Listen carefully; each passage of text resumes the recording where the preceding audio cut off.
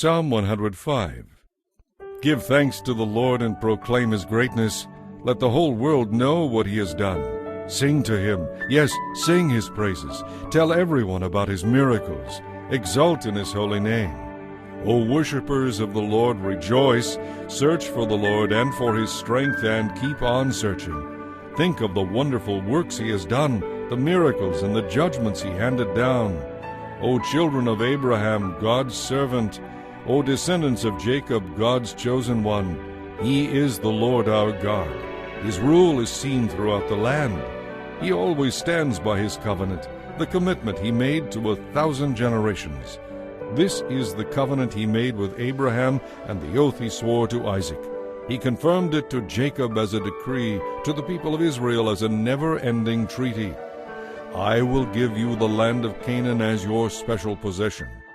He said this when they were few in number, a tiny group of strangers in Canaan. They wandered back and forth between nations, from one kingdom to another. Yet he did not let anyone oppress them. He warned kings on their behalf. Do not touch these people I have chosen, and do not hurt my prophets. He called for a famine on the land of Canaan, cutting off its food supply. Then he sent someone to Egypt ahead of them, Joseph, who was sold as a slave. There in prison, they bruised his feet with fetters and placed his neck in an iron collar. Until the time came to fulfill his word, the Lord tested Joseph's character. Then Pharaoh sent for him and set him free.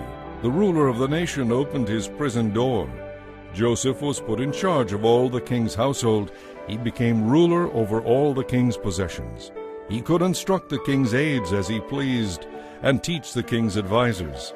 Then Israel arrived in Egypt. Jacob lived as a foreigner in the land of Ham. And the Lord multiplied the people of Israel until they became too mighty for their enemies. Then he turned the Egyptians against the Israelites, and they plotted against the Lord's servants. But the Lord sent Moses his servant along with Aaron, whom he had chosen. They performed miraculous signs among the Egyptians and miracles in the land of Ham. The Lord blanketed Egypt in darkness, for they had defied his commands to let his people go. He turned the nation's water into blood, poisoning all the fish. Then frogs overran the land. They were found even in the king's private rooms. When he spoke, flies descended on the Egyptians, and gnats swarmed across Egypt. Instead of rain, he sent murderous hail, and flashes of lightning overwhelmed the land. He ruined their grapevines and fig trees, and shattered all the trees. He spoke, and hordes of locusts came, locusts beyond number. They ate up everything green in the land, destroying all the crops. Then he killed the oldest child in each Egyptian home, the pride and joy of each family. But he brought his people safely out of Egypt, loaded with silver and gold. There were no sick or feeble people among them. Egypt was glad when they were gone, for the dread of them was great. The Lord spread out a cloud above them as a covering, and gave them a great fire to light the darkness. They asked for meat, and he sent them quail. He gave them manna, bread from heaven.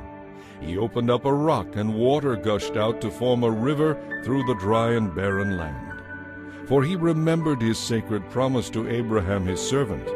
So he brought his people out of Egypt with joy, his chosen ones with rejoicing.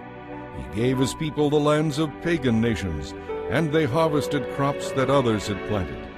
All this happened so they would follow his principles and obey his laws.